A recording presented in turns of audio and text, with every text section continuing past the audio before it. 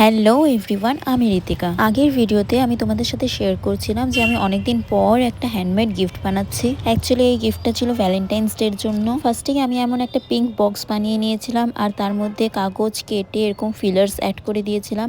এটা দেখতে খুবই ভালো লাগে। তারপর গিফট বক্সের মধ্যে রেখে দিলাম একটা কাজল, একটা টিপের পাতা, একটা লিপস্টিক আর একটা ভীষণ কিউট হ্যান্ডমেড কার্ড। এই কার্ডটা বানানোর পর আমার নিজেরই এত কিউট লাগছিল কার্ডটা, মনে হচ্ছিল নিজের কাছেই রেখে দিই। এখন তোমরা নিশ্চয়ই ভাবছো যে আমি এসব মেয়েদের জিনিস কাকে গিফট করছি। অ্যাকচুয়ালি এটা আমি গিফট করছি না, এটা আমাকে বানাতে বলেছে আমারই একজন ফ্রেন্ড।